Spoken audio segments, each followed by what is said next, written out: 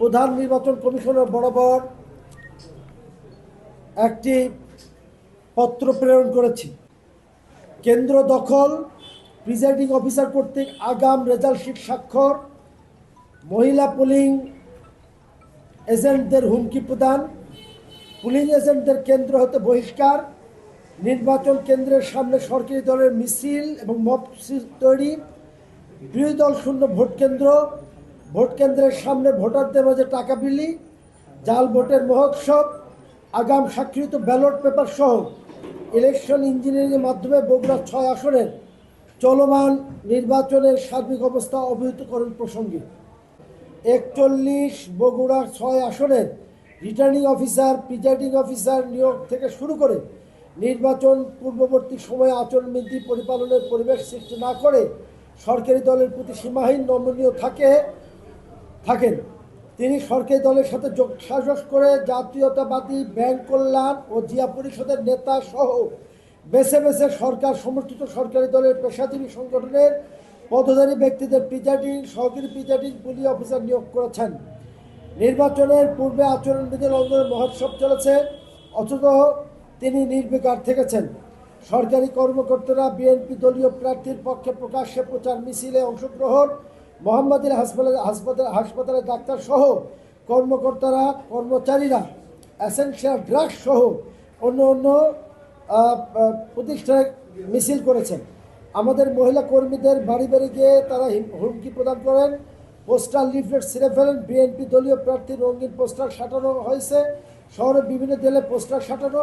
সরকার দলীয় প্রার্থী হিজাব পরিহিত মহিলাদের ভোট কেন্দ্রে যাওয়ার বিষয়ে সংবাদ সম্মেলনের মাধ্যমে প্রকাশ্যে হুমকি প্রদান। ভোটের আগের দিন রাতে নামুজ ইউনিয়নের ট্যাংরা বাজারে আমাদের কর্মীদের বেধড়ক পিটিয়ে মারাত্মক আহত করে মাথা ফাটিয়ে রক্তাক্ত সহ সমগ্র নির্বাচনী এলাকায় ত্রাসের রাজত্ব কায়েম করা।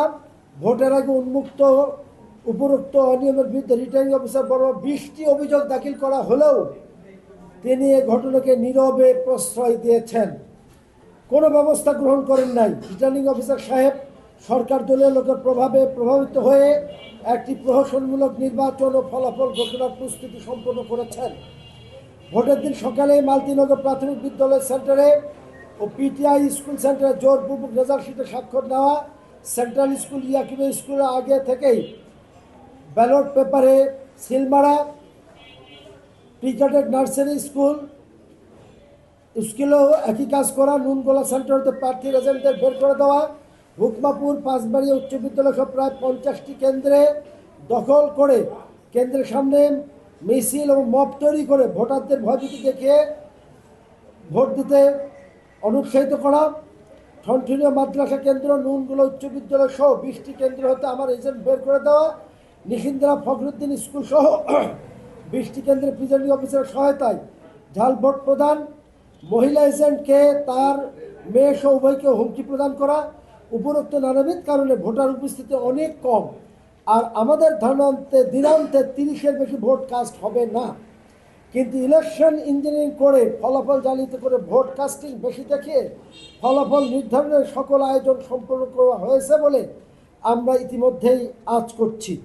এমত অবস্থায় 41 বগুড়া 6 আসনের কোনো কেন্দ্রে ভোটের সুষ্ঠু পরিবেশ বিরাজমান নাই এবং ক্রমশই পরিস্থিতির অবনতি ঘটছে। রিটার্নিং অফিসারকে বিষয় সম্পর্কে টেলিফোনের মাধ্যমে, লিখিতভাবে নেতৃবৃন্দের যোগাযোগের মাধ্যমে বিভিন্ন বিষয় সম্পর্কে ব্যবস্থা গ্রহণের অনুরোধ জানানো সত্ত্বেও কোনো পদক্ষেপ গ্রহণ করেন নাই। অবস্থা দৃষ্টে প্রতীয়মান হচ্ছে রিটার্নিং অফিসার ও বগুড়া 6 উপনির্বাচনে রিটার্নিং অফিসার বগুড়া 6 আসনের উপনির্বাচনে দেশের নিকৃষ্টতম ইলেকশন ইঞ্জিনিয়ারিং নজির স্থাপন করতে যাচ্ছেন। বিষয়টি আপনার সদয় অবগতি ও প্রয়োজনীয় ব্যবস্থা গ্রহণের জন্য অবহিত করা হলো। নিবেদক আবিদুর রহমান সোহেল, সংসদ সদস্য প্রার্থী। এর সাথে একটু সংযুক্ত হলো, আজকে অল্প সময় আগে নুরানি মোড়ে প্রতিপক্ষের সন্ত্রাসী বাহিনী জামায়াত কর্মী আরাফাতকে ছুরিকাঘাত করে এবং তিনি বর্তমানে জিয়া মেডিকেলে ভর্তি আছেন এবং মামলার প্রস্তুতি চলছে। আমরা কিন্তু ভোট বর্জন করছি না এবং সর্বশেষ রেজাল্ট নিয়ে আমরা বাড়ি যাব ইনশাআল্লাহ। এখানে সত্যের জয় হবেই ইনশাআল্লাহ।